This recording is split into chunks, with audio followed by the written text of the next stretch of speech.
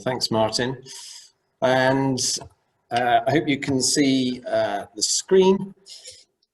So I remember many years ago, I was talking to a young Tunisian Arab guy, and he'd had a friend who'd just been to the United States, come back from the US. And this lad said to me in absolute horror, he said, "Is it true that Christians pray for Israel?" And his friend had been into a church in America and had seen at the front of the church an American Stars and Stripes flag next to the Israeli flag. And this had really sort of shaken this guy's world. And he was like, why would anybody do that? Why would Christians pray for Israel? It was obviously a real issue for him. Another little story that's quite apposite for today, that last year Mike Pompeo was reported as saying that God may have sent President Donald Trump to save Israel from Iran. And I mean, I guess today we might find out whether that's true or not, or what God has thought of Trump's performance. But yes, we'll see what happens today in the States. But this idea of there being Christian and even Christian political support for Israel, obviously a real question, and it's a real question for Muslims as well. And I remember reading an article written by Tim Winter from Cambridge, where he talks about meeting a Sufi leader in the middle of Timbuktu, so literally in the middle of nowhere, who was talking to him about the Christian right in America. And this African Sufi leader was very familiar with names like Jerry Falwell and the Christian right, and how that had an impact on American support for Israel. So this isn't just an internal conversation to Christians, it's something that Muslims are listening into as well. So what I want to do very briefly, and it will be a very brief sketch over the next 40 minutes, I'm just going to have to paint a very little background to the relationship between Christians and Jews and what we might call the Holy Land. For some of you, this will be old hat. For some of you, it may be new, so it's just important to cover some of those things. I also want to very briefly think about what that land might mean to Muslims as well. And then I'm going to be thinking about two Christian positions, somewhat polarized, that I'm labeling as being those who are Israelophile. I know that some of you won't like labels like this, but I was searching for a label that is not so used, not quite so loaded. So really just a label to mean those who love the state of Israel and the Israeli people. And on the other hand, the Palestinophiles, those who love and focus on the Palestinian people. And so we're going to look at the themes and concerns for both of those groups, and particularly on their implications for Christian-Muslim relationships. And we'll also think a bit about the mutual criticism between these two groups, as well as the awareness that Muslims have of these issues, before ending up with some questions that Christians and Muslims might need to ask themselves. So just a very quick run then through the background to the Christian-Jewish relationship, starting out in the Bible. And it starts out in the Jewish scripture, and you've got all sorts of images that look forward to the coming of the Messiah, the Christ, talking about Abraham's seed, a ruler coming out of the town of Bethlehem, the Son of Man in Daniel, who's this messianic figure. And that culminates in the New Testament with Jesus, who's very much the Messiah, but he's the Jewish Messiah, a practicing Jew who goes to the synagogue, observes the feast. His disciples, his close disciples, are all Jewish. And so there's this very distinct Jewish flavor to the very beginning of Christ's ministry. And yet, at the same time, we also get the beginning of thinking about the nations and Jesus talking about the great banquet, the eschatological banquet that's going to happen, and how there will be people who are invited from and come from the east and the west, and yet the sons of the kingdom are cast into darkness. And so already maybe some question marks over that relationship, and some very difficult phrases around the idea of the Jews, and particularly in the Gospel of John, where Jesus talks to the Jews. That's just exactly what the phrase says in the original, and talks about their father, the devil. Later on, it talks about the Jews asking for the death of Jesus, and then it talks about the disciples being locked away for fear of the Jews. Now, interestingly, more modern translations put a gloss on that, and they translate that as the Jewish leaders. In other words, the Jewish leaders of the time. They put it in context. But it's still been a problematic reading of the New Testament, and I've certainly met Jewish people today who still find the references to the Jews in the New Testament as being very problematic.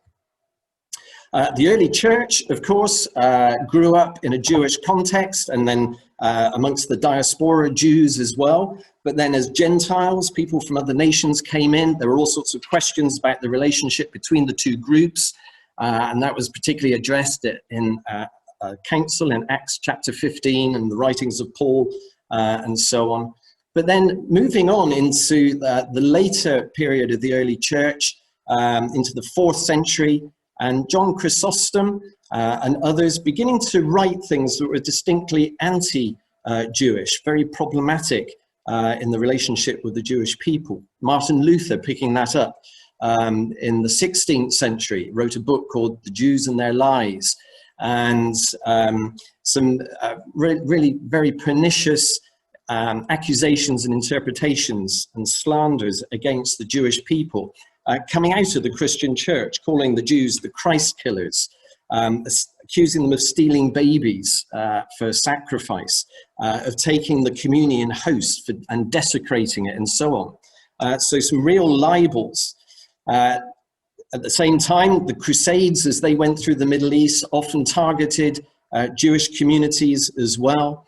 The church was complicit in some of the early ghettos, and then even into the European period, there were pogroms against the Jewish people, often on Good Friday and so on. So a very problematic early relationship between Christians and Jews that obviously culminated during the Nazi era, and Kristallnacht was the attack on the Jewish communities in Germany, and that was on Martin Luther's birthday, very particularly, and celebrated as such. And so for the Jewish community today, there's a very loaded understanding of the term Christian. I remember meeting a Jewish young man who said, "When I hear the name Christ, I feel fear." And so a very sorry history that when it comes to sharing the gospel, to talking about good news of Christ with Jews, that's deeply problematic. There are those from a Jewish background who follow Jesus. We often call them Messianic Jews, but with a real history there. And of course, that history all catches up the idea of the land we call the Promised Land or the Holy Land. The idea of the promise comes from the promises to Abraham and to his descendants in the Old Testament, where God specifically promises them the land of Canaan that Abraham had moved to. There were periods of exile, and as the children of Israel went down into Egypt and then returned to the land, and then a second time went into Babylon and again returned to the land, there was this oscillating relationship of being in the land and being exiled from the land and then return.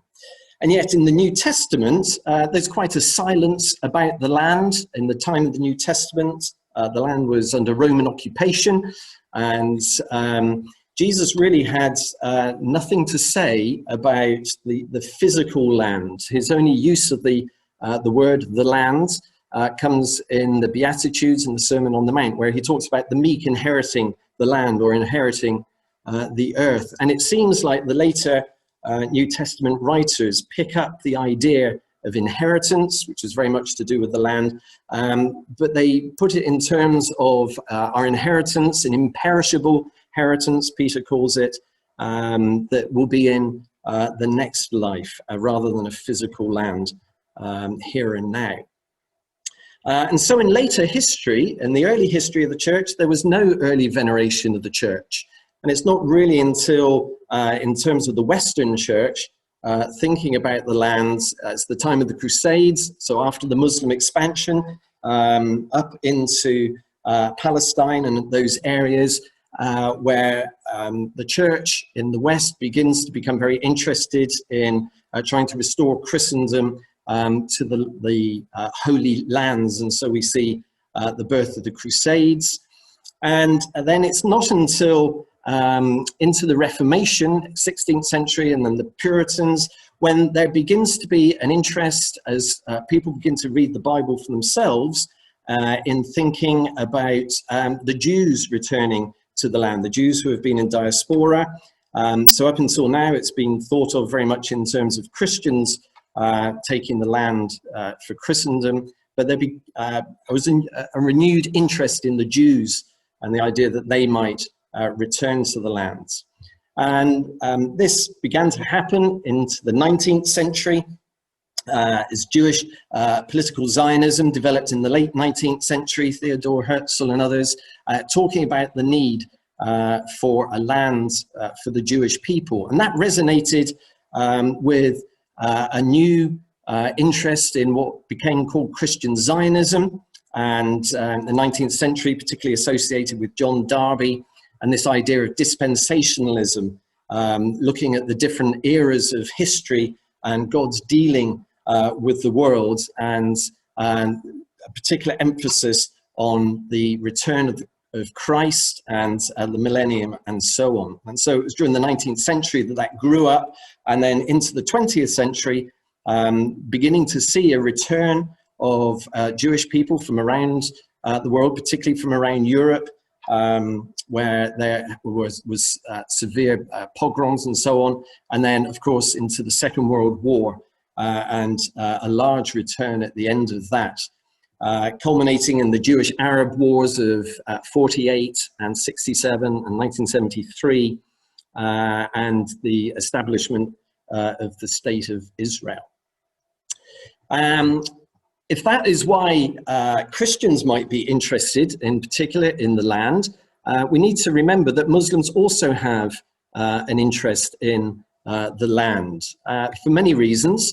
Muhammad is associated, even though he never physically lived in the lands of Israel-Palestine, his night journey and then his ascent into heaven came from the Temple Mount. And so there's a particular association with Muhammad.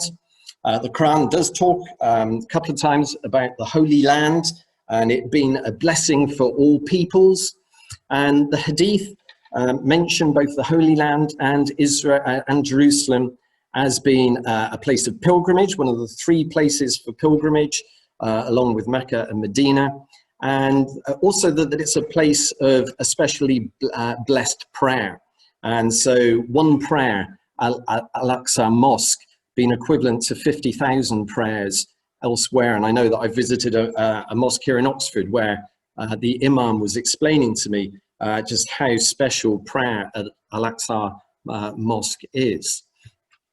It's also caught up in Islamic eschatology, a belief that Jesus will come back and there will be the time when he joins with Al-Mahdi and fights against Antichrist, and he will be in Jerusalem at that time. And so there's a connection again to the land. And then also a very strong sense where this land was once ruled by Muslims, and therefore it's an Islamic endowment, a waqf. It's something that should be held in perpetuity for the Muslim people. And so a great sense of loss and an expectation of recovery of those lands that were formerly ruled by Muslims.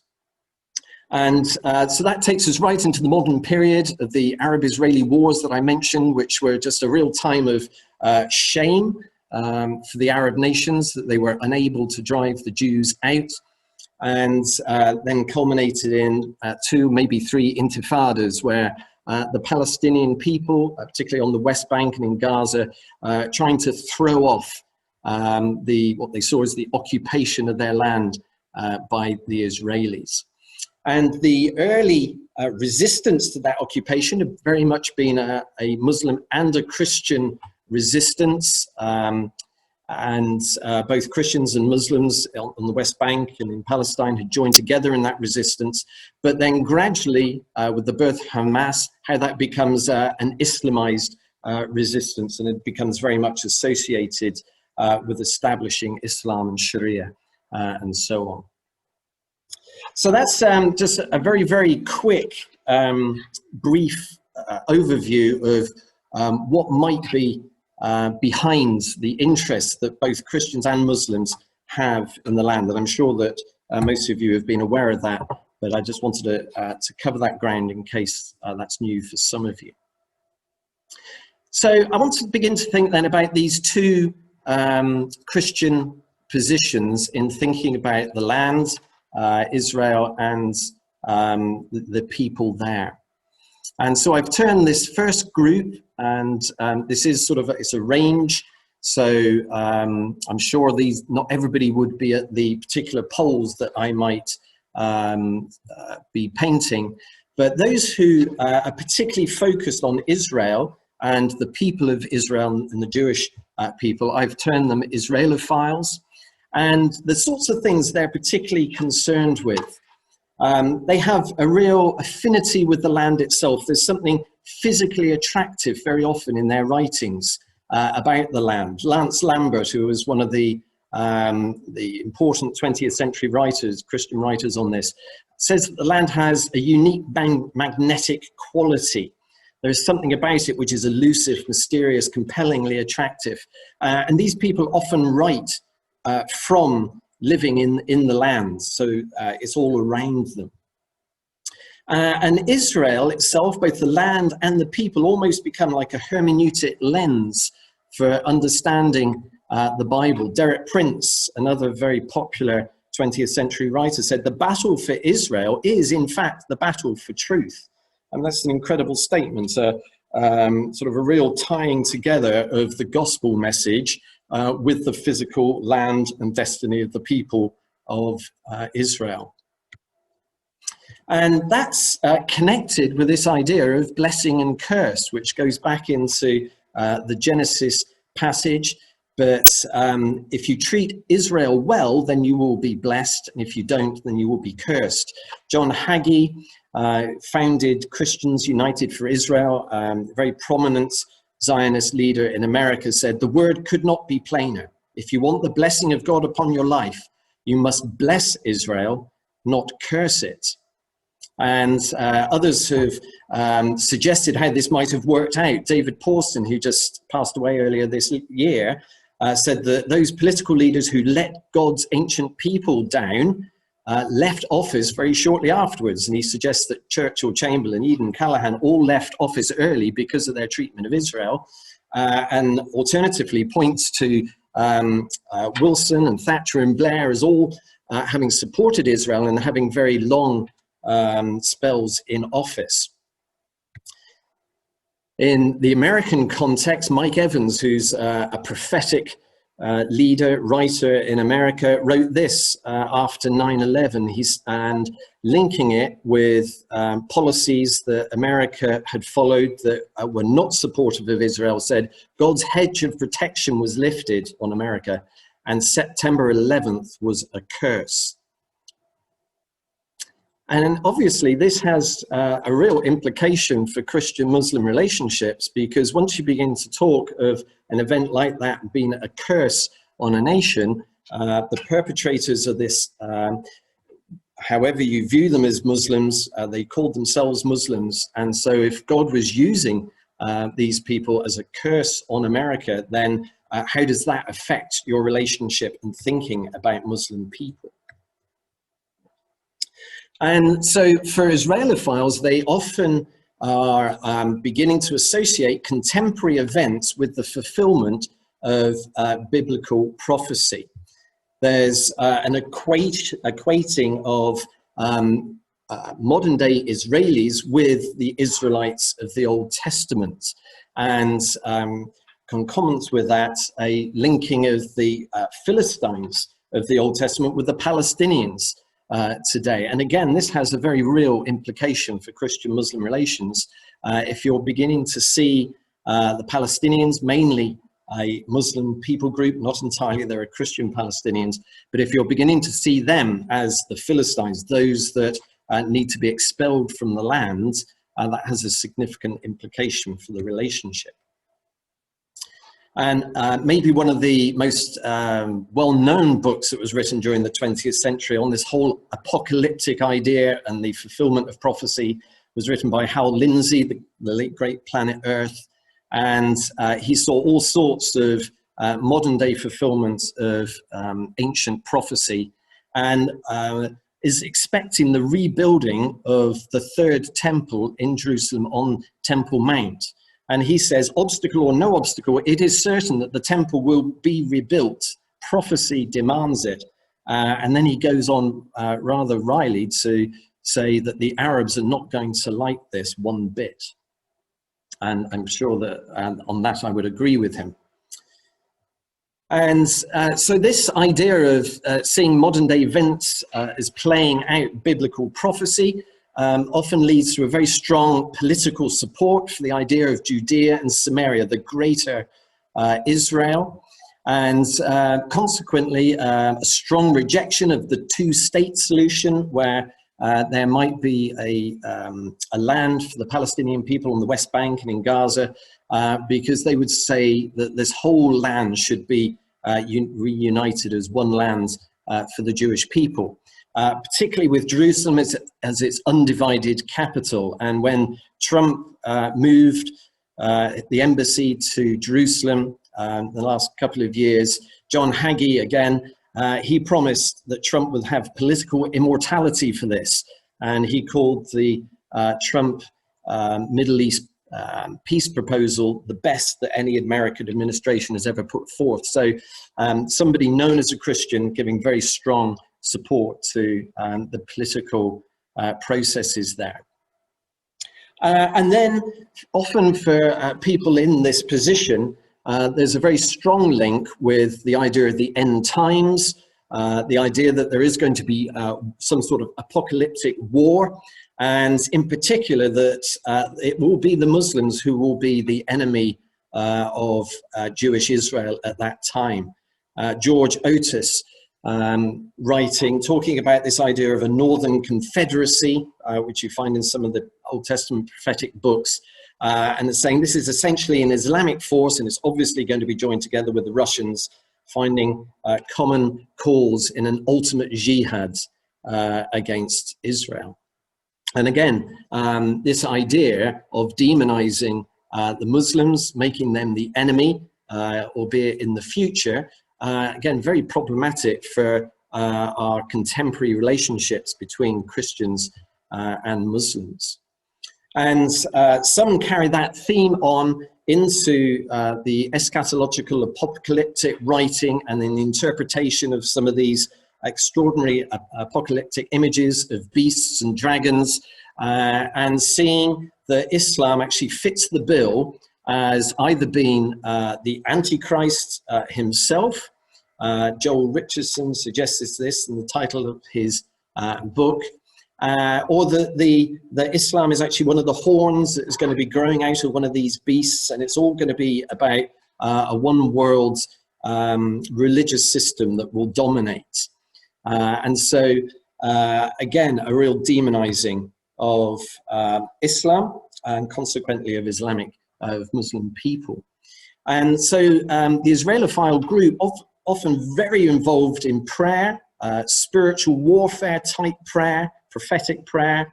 There are all sorts of groups that have grown up around prayer for Israel, and you can find any number of them if you go online, and particularly using verses like pray for the peace of Jerusalem, and also this idea of it being a spiritual battle, and Islam becomes one of these spiritual forces of evil in the heavenly realms that Paul said that we were battling against.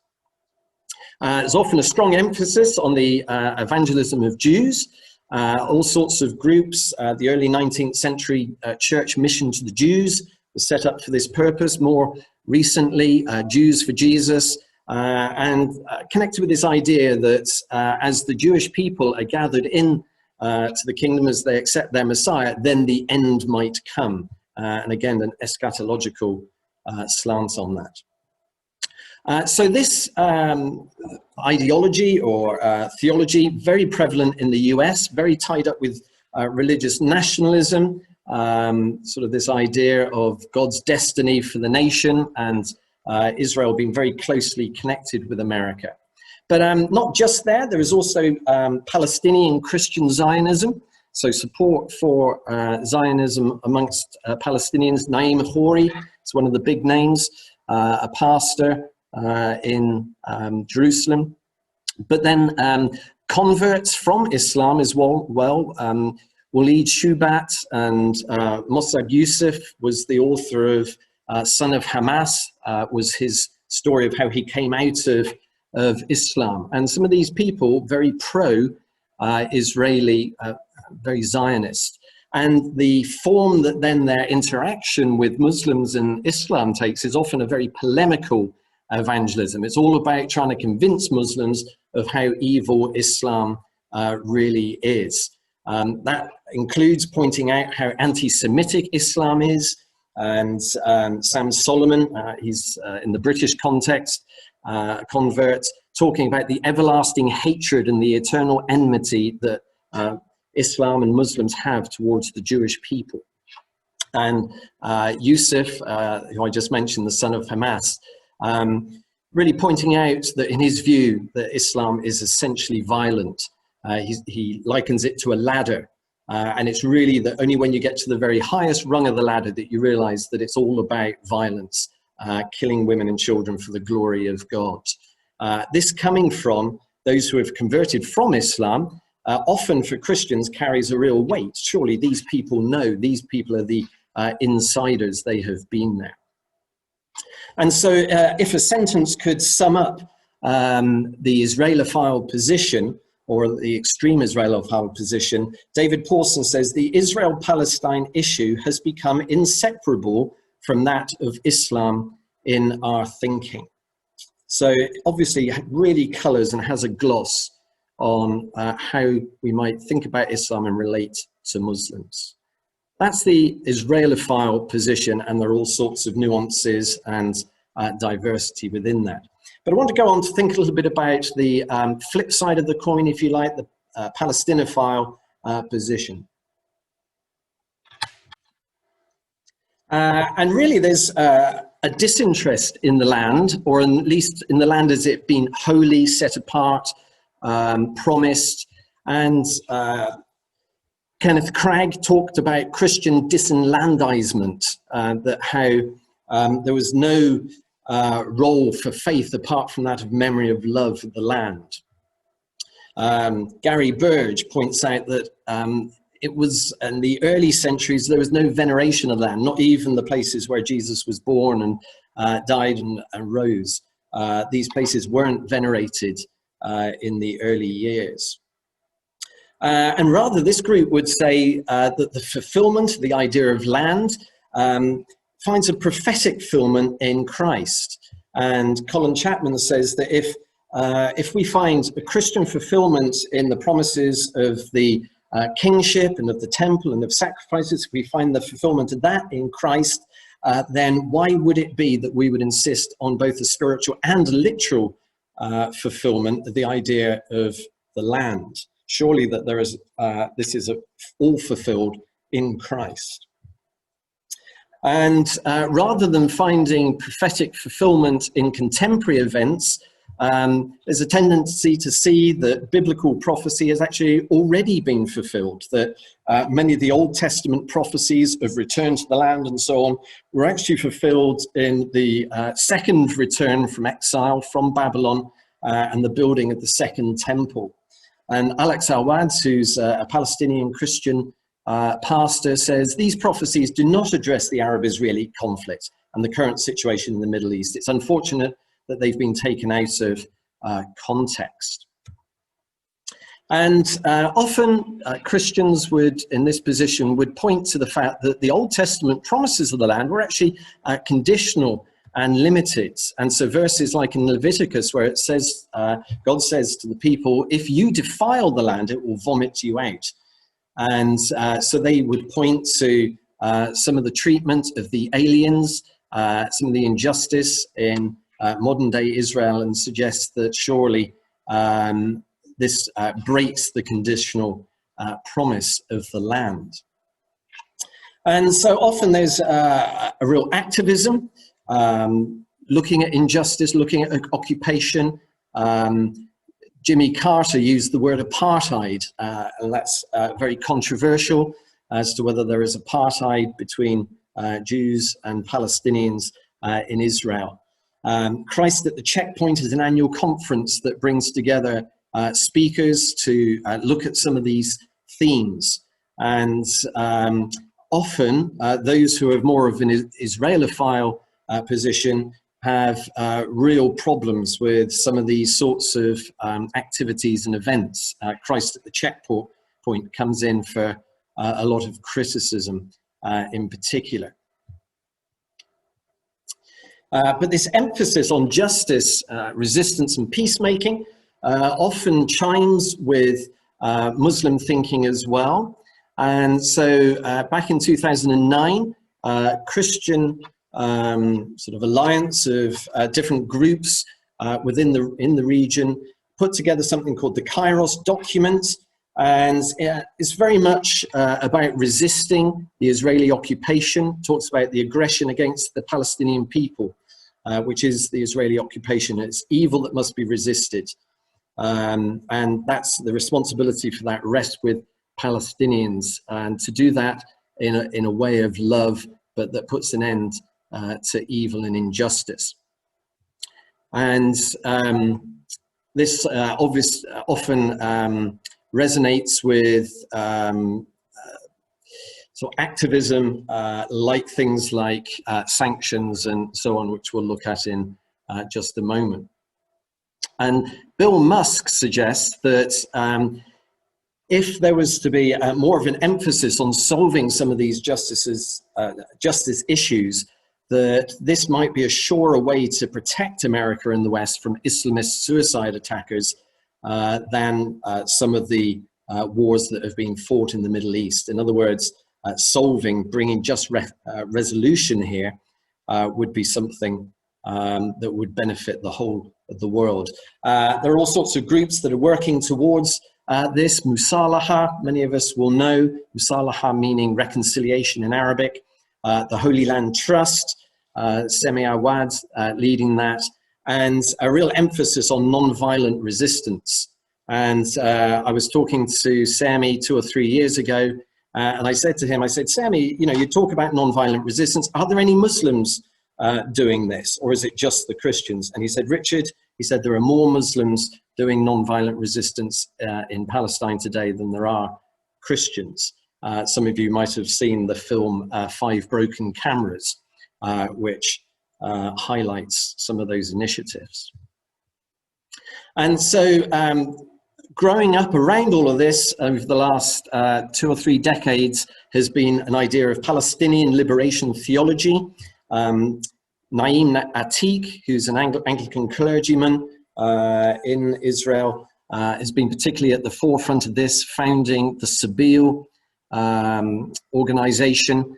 And part of the theology has been a reimagining of Jesus as a Palestinian, in other words, as an inhabitant of the land of Palestine, a compatriot, and then the idea of the crucifixion of the Palestinian people as Jesus was crucified. So they are again being crucified, and obviously, and this is the controversial bit, by the Israelis.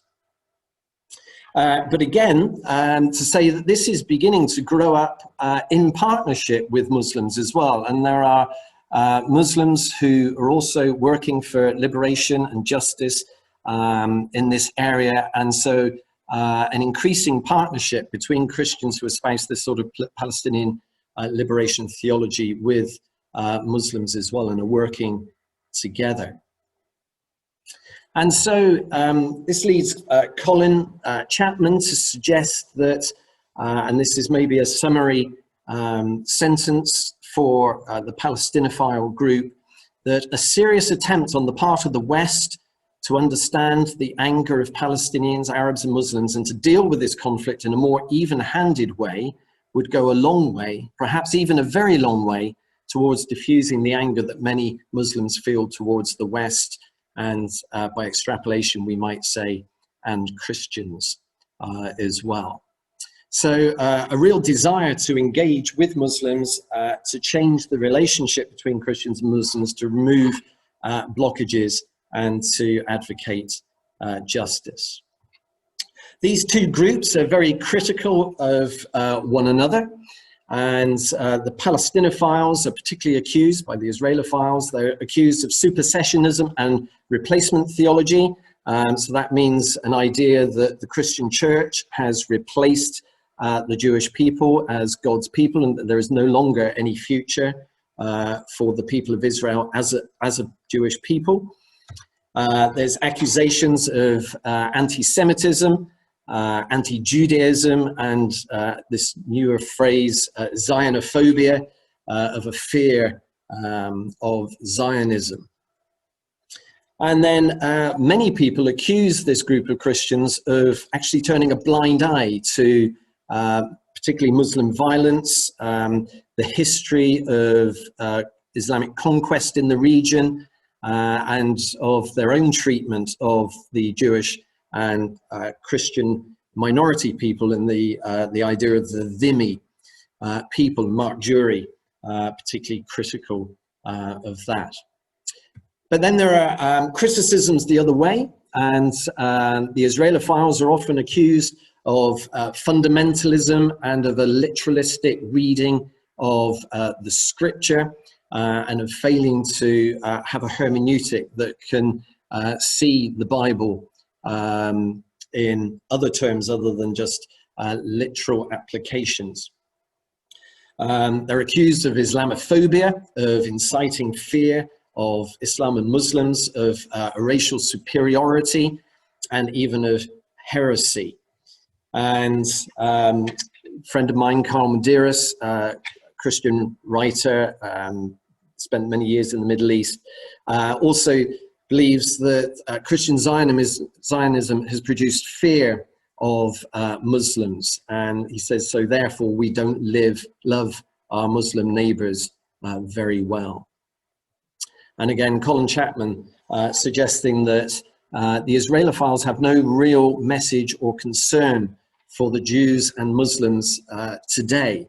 There's no message of comfort for people living here and now. In actual fact, the apocalyptic idea, the Battle of Armageddon, is often seen as the Jews being under attack, and so there's no sort of sense of empathy or sympathy. That's just seen as all part of what's got to happen for the end times.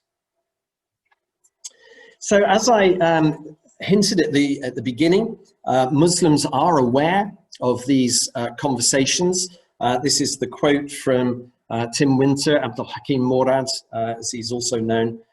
He wrote a paper called America as a Jihad State, and he tells this story of this Sufi leader in Timbuktu who's very aware of just exactly these sorts of arguments, and sees that the Christian right has a strong influence on George W. Bush, as the president was there, seeing them as crusaders, servants of Israel, harbingers of the violent second coming of Christ. If that's the awareness of somebody in the middle of the Sahara Desert, then how much more so amongst other Muslims who have better internet connections.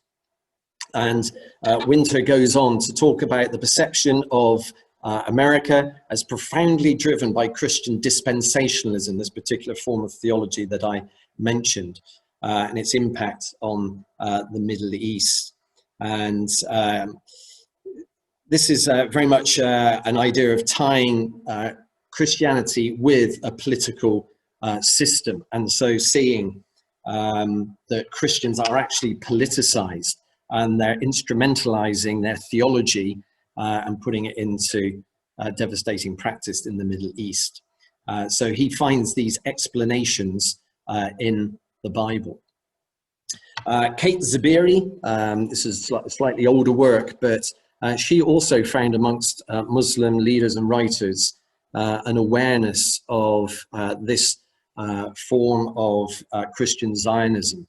Al-Hawali, a Saudi scholar, she said that he's aware of Zionist-oriented Christians such as Jerry Falwell, Pat Robertson, George Otis, and he describes the way in which biblical prophecies are applied to current events, and he mentions Hal Lindsey's work that I quoted earlier, and sees Christian Zionism as an important factor in America's support for Israel.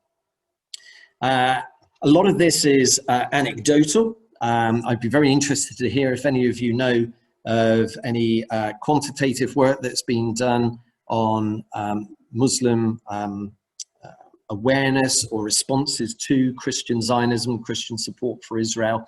I'm sure that some's needed. I just don't quite know if any's been done, but there's plenty of anecdotal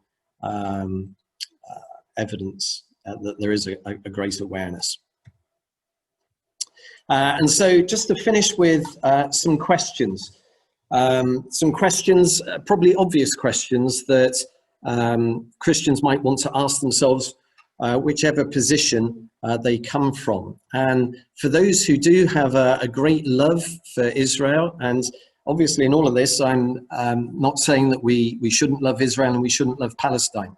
In a sense, we all should be lovers of both of these peoples, both of these nations. But if you have a particular emphasis on Israel, does equating Islam with the beast, does that create fear of Muslims for you? Does it mean that you tend to see them as demonized, maybe? How does support for Israeli policies square with justice and compassion for the dispossessed and the alien? How do you understand the situation of Palestinians today? Does God care about their situation? Does support for Israel prevent or sour relationship with Muslims?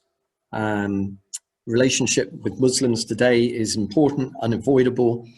How is your theology and your thinking on this issue affecting your relationships there? And then for the Palestinophiles, how do you explain the survival and ingathering of the Jewish people over the 20th century? For the Israelophiles, this is a complete miracle. This is evidence of God at work. But how do you understand it? The Jewish people survived for 2 millennia in diaspora. It's quite a remarkable fact of history. How do you explain that? And do the Jewish people still have a place in God's plans today? How would you explain that to a Muslim if a Muslim asks you that question? Does opposition to Israel prevent or sour your relationship with Jewish people? And given our backgrounds as Christians and as the church, with our history of anti-Semitism, that's an important question. And finally, how do you support Palestinians without condoning violence? And finally, just to finish with some questions for our Muslim friends, as to whether they actually see the diversity of Christian views around Israel-Palestine. There might be an awareness of some particular standpoints, but is there an awareness of other views and diversity as well? And in the same way that you may wish to dissociate from some Muslim political leaders, those who call themselves Muslims, can you allow Christians to dissociate from some Christian political leaders and their approaches to the Middle East? It's always very tempting to compare our best with their worst, and that can happen for all of us. And finally, does opposition to Israel and support for the Palestinians prevent or sour relationship with Jews and or Christians as well? And so those are some questions that we might all take away and think about. I'm sure that you might have some other questions as well. I'm going to stop sharing my screen now.